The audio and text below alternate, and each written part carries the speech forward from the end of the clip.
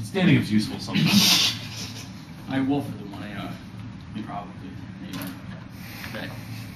Observation 1 inherently. A. The Karen decision is grounded in rhetoric that distinguishes between lawful and unlawful combat. Justice still 1942. The rules of land and warfare names as distinguishing two characteristics of lawful belligerents that carry arms openly and fixed single envelope. Persons who take up arms and may commit hostility while having the means of identification for act religion are punished as war criminals. Men and body men without being full lawful belligerents nevertheless commit hostile acts and any kind of non-entitled privileges of your prisoner of war if captured and be tried by multi-commission. Our government has recognized that there is a class of unlawful belligerents. Our government has likewise recognized those who during times of war pass from any territory in their own discarding the uniform for the commission of hostile acts have the status of unlawful combatants. And additionally, the unlawful enemy combatant status still exists post the Hamdan decision in Economist 2006. The camp for unlawful enemy combatants is not about to disappear. Like these ruling by the Supreme Court has assured its main reason for existing, but the administration has made clear that it intends to merely improve the system, not abolish it. The court's Friday 3 judgment is important in these three respects. It sends limits on the president that it can do pretty much whatever it wants. It suggests that unlawful enemy combatants are entitled to minimum protection of the 1949 Geneva Convention. Thus, the plan: the United States Supreme Court should grant certiorari to Monty Rumsfeld, and in the process of deciding that case, overrule Ex parte Karen 317 U.S. 1 1942. The Supreme Court's decision in Mohammed v. Rumsfeld should hold that the distinction between lawful and unlawful belligerents, the presidential denial of the writ of habeas corpus, and the creation of multi-commission are unconstitutional violations of the law of war.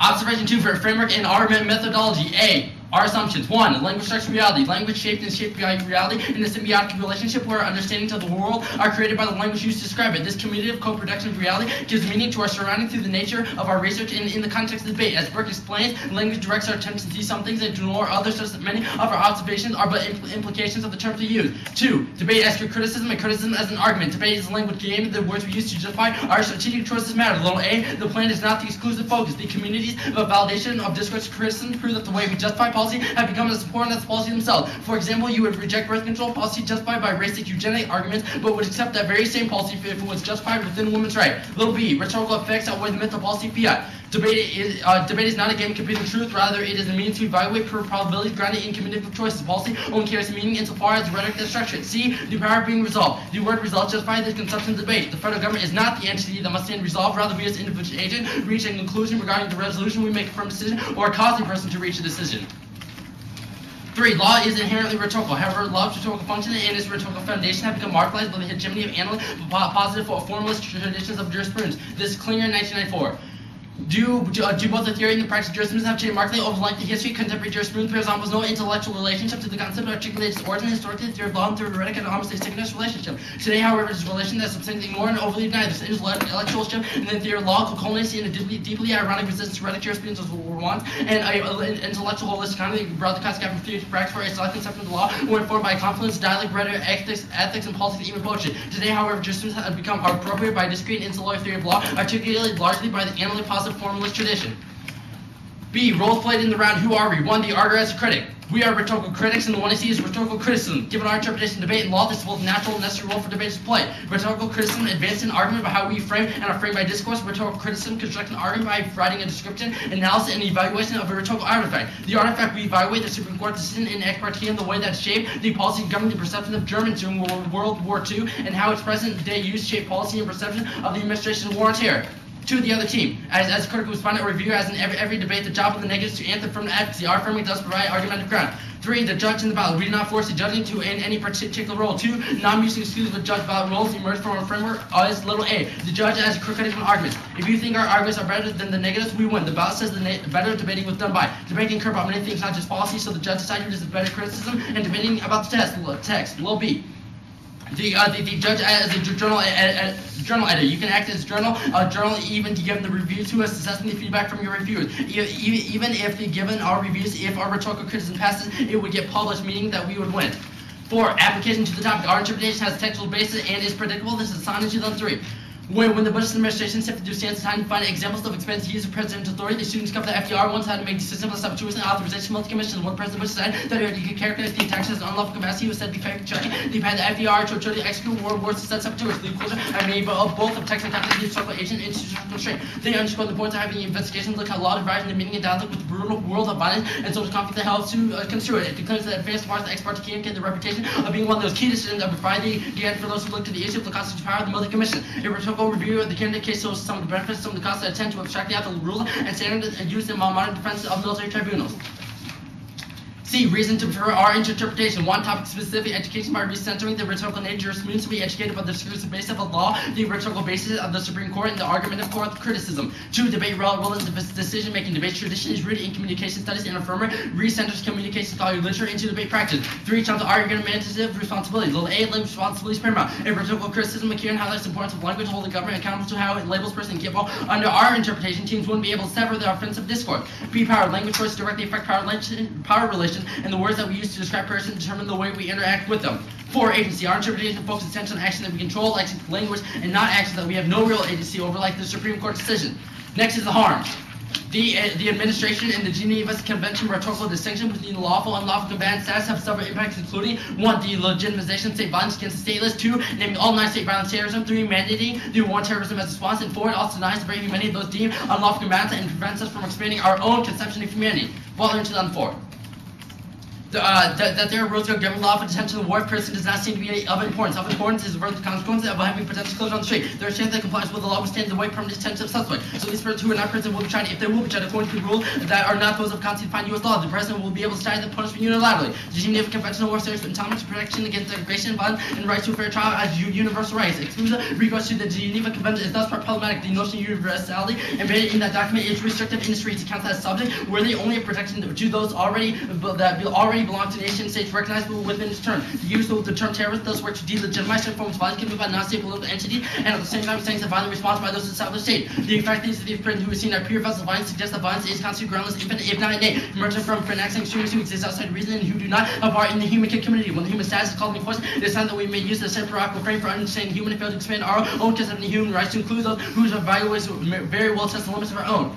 Observation 4, subtlety. First, the affirmative rhetorical criticism of the lawful, unlawful combatant distinction current is political move that questions the current hegemonic consensus. This is Greg in 2005. It is important to seize these opportunities that do not bind the same exceptionless, abstraction, legal action, criticism, said. The very contradictions smooth those by the hegemonic articulation offer tactics to confront the powers and interpretation of the empire. The moral authority of the rights of voice speaks to the paradox of the U.S. exceptionalism, the legitimization of illegitimate acts to produce the lawfulness and unlawful status of the enemy combatant. By having understood the procedure leading forward where human beings are being stripped of the right, we hope to encourage a revolutionary diversity hymns, anthem, risk, and right to instead of the refrain to confronting the righteous. A politics law must confront the current climate in the USA where liberal is a taboo category. We'll hope you'll join us in asking, where's the law and unlawful combatant?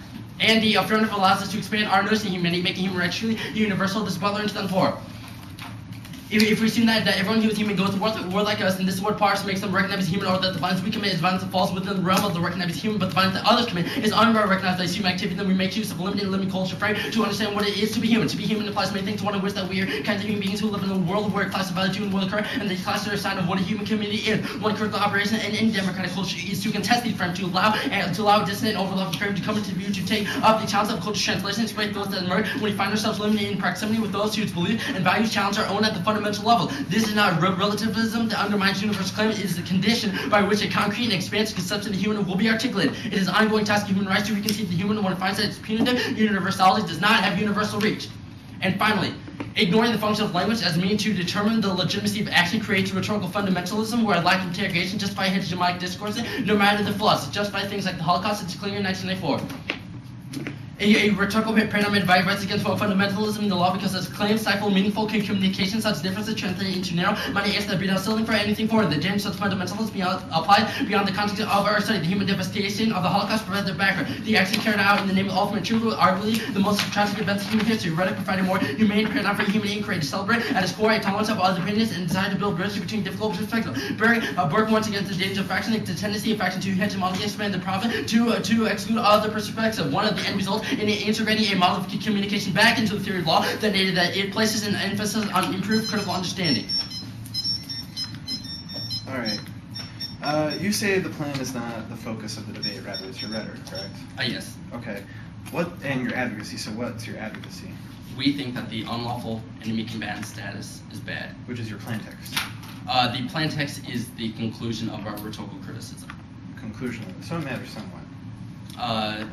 To an extent, yeah. All right.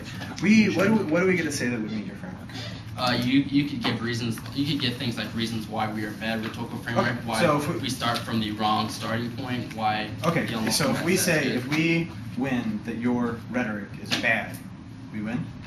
If you win that the unlawful combatant status is good, then you would win. Okay, sweet.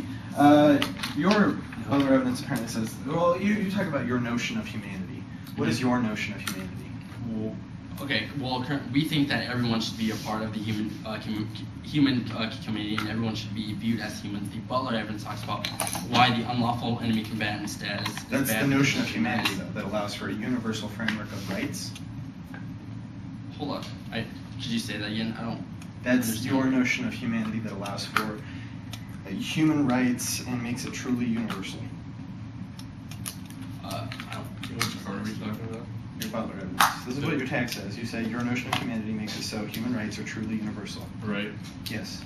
How do you do that? That evidence is talking about how modern conceptions of universality are flawed because they establish subject-object identities in which we are able to grant human rights to certain individuals as subjects, and they are the objects of our action. Our argument is that we must be able to create a new true universal that redraws those distinctions and that recognizes. Okay, what do you draw those distinctions as? If there's no unlawful combatant status, what do we label terrorists? They're all enemy combatants. They're all enemy combatants. What's an enemy combatant? Isn't that what the Kieran decision said? Like the original one? We get rid of this section, so there is no such thing as an unlawful combatant. They're just all be combatants. What's the difference between an unlawful combatant and an The enemy way that the combatant? law treats them. That's What is that? that's the thing. We set up in the 1AC that these terms are arbitrary, and the government just applies them to people who think that. They're arbitrary. Should the government not get to apply those terms to people? Yeah, we don't think that the government should be able to call people unlawful. They shouldn't be able to label people. Label people Okay. unlawful combatants, yeah. Also, we set up in our framework that the role of the judge is a journal editor, and so your arguments would just get republished. Wait. As a journal editor? We set up in our framework the judge is a journal editor. Yeah. Do you think any of these people are qualified to write journals? Yeah. Yeah. We think they're very smart people, except for research conference. Yeah. All right. Can I